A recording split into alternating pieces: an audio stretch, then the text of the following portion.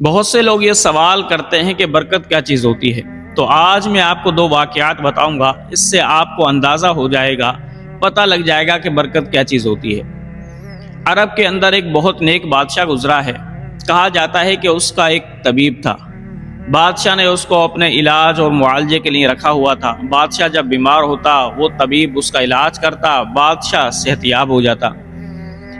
جب کئی سال اس کو بادشاہ کی خدمت کرتے کرتے ہو گئے تو ایک دن طبیب کہنے لگا، بادشاہ سلامت، آپ کو تو پتہ ہے کہ میرے بیوی بچے دوسرے ملک میں رہا کرتے ہیں، اب مجھے ان کی یاد آ رہی ہے، اگر آپ مجھے اجازت دیں تو کچھ دنوں کے لیے میں اپنے بیوی بچوں کے پاس چلا جاؤں، پھر کچھ دنوں کے بعد واپس آ جاؤں گا۔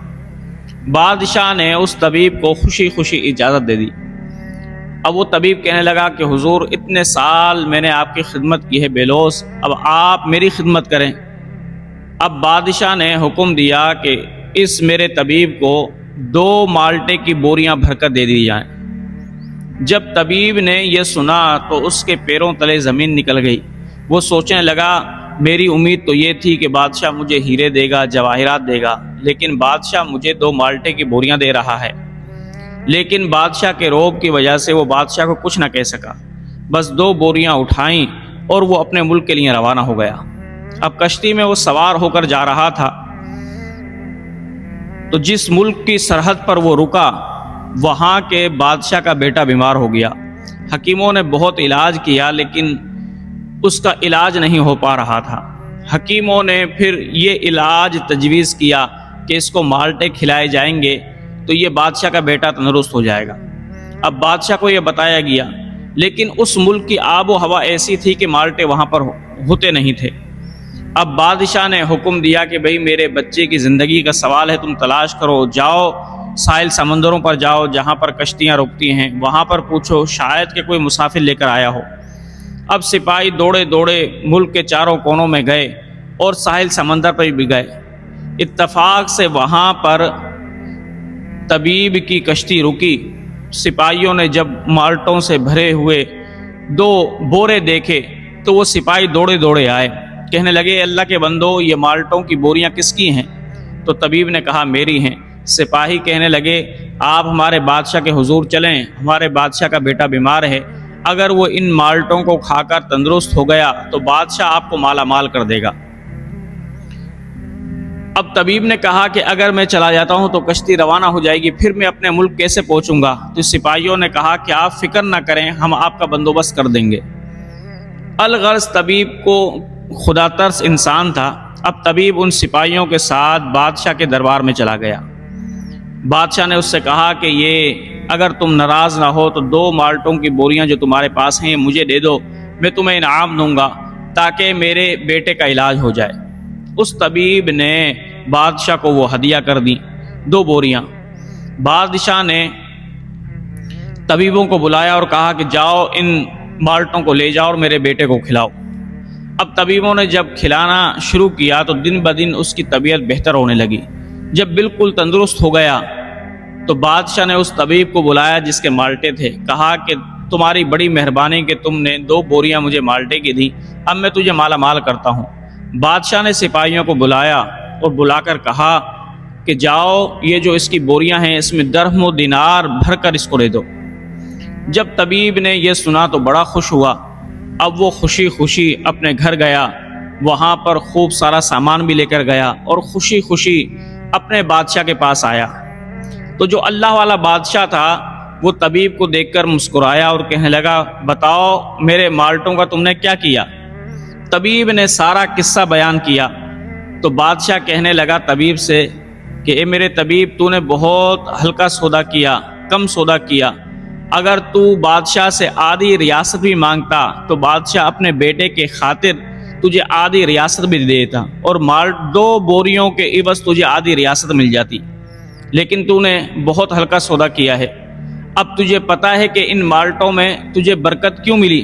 مجھے معلوم تھا کہ میں نے تجھے مالٹے دیے میری خدمت کے عوض تو ناراض ہوا، لیکن میں تجھے بتاتا ہوں کہ میں نے یہ مالٹے کیسے حاصل کیے۔ اب اس نے طبیب کا ہاتھ پکڑا، ایک کمرے میں لے کر گیا۔ بادشاہ نے اپنے لباس کو اتار کر ایک غریبوں والا لباس پہنا اور پہن کر اس طبیب کا ہاتھ پکڑ کر وہ بازار میں داخل ہو گیا۔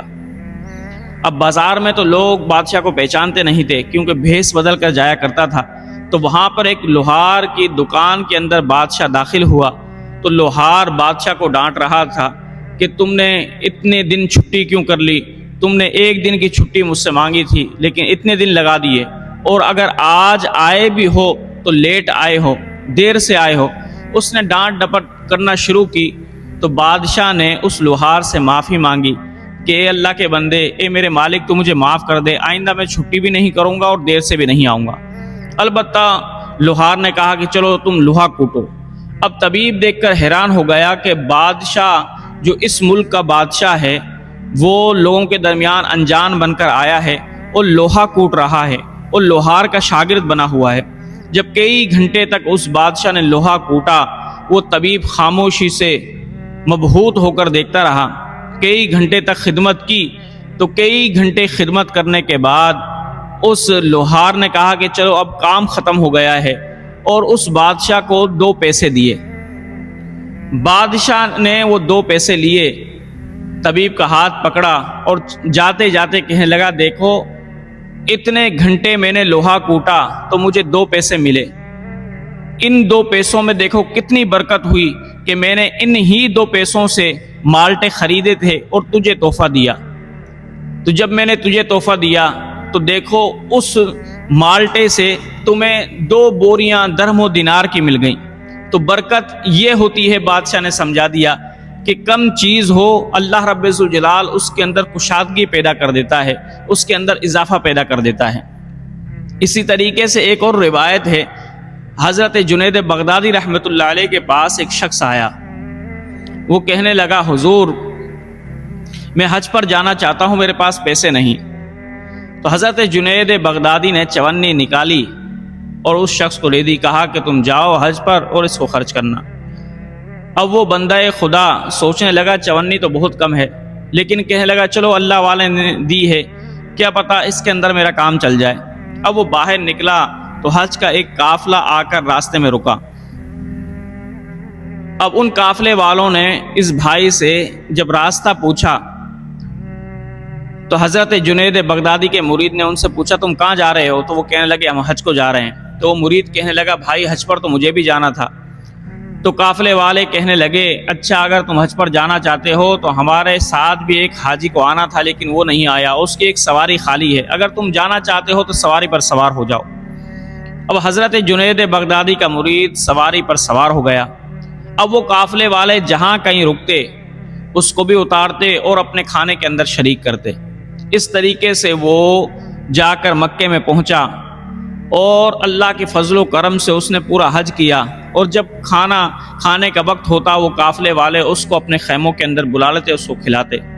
اب جب حج مکمل ہو گیا تو وہ مرید دوبارہ جہاں پر اونٹ کھڑے ہوا کرتے تھے، اسٹاپ تھا سواریوں کا، وہاں پر آیا کہ اب کوئی مجھے سواری ملے تو دوبارہ میں اپنے شہر جاؤں۔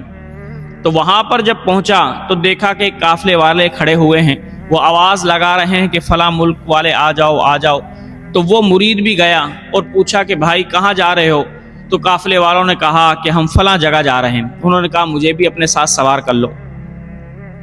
تو قافلے والے کہنے لگے ہاں ہمارے ساتھ ایک حاجی آیا تھا لیکن اس کا انتقال ہو گیا، اس کی ایک سواری خالی ہے، چلو اب تم سوار ہو جاؤ۔ اب حضرت جنید بغدادی کا مرید اس سواری پر سوار ہو گیا۔ اب وہ جہاں کہیں رکتے اس مرید کو کھانا بھی کھلاتے۔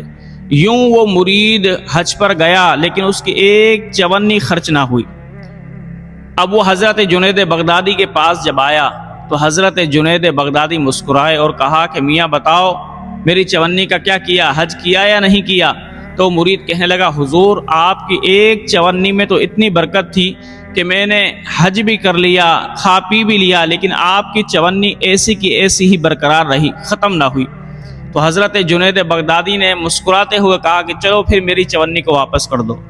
تو میرے بھائیوں برکت یہ چیز ہوتی ہے کہ اللہ مختصر چیز کے اندر بہت زیادہ برکت پیدا کر دیتا ہے۔ ہمارے ایک دوست تھے، انہوں نے پوچھا کہ برکت کیا چیز ہوتی ہے؟ تو میں نے کہا کہ دیکھو بھائی میرے پاس گیزر ہے، یہ 20 سال سے میرے پاس گیزر چل رہا ہے لیکن خراب نہیں ہوا، تو برکت یہ ہوتی ہے کہ اللہ ایک چیز کے اندر اتنی برکت دے دیتا ہے کہ وہ سالہ سال چلتی ہے۔ ایسے ہی مختصر کھانا ہوتا ہے تو اللہ رب الجلال اس کے اندر ایسی برکت پیدا فرما دیتا ہے کہ کئی افراد اس مختصر سے کھانے کو کھا لیتے ہیں، لیکن کئی افراد کا پیٹ بھر جاتا ہے لیکن وہ کھانا ختم نہیں ہوتا۔ تو میرے بھائیوں، برکت یہ چیز ہوتی ہے۔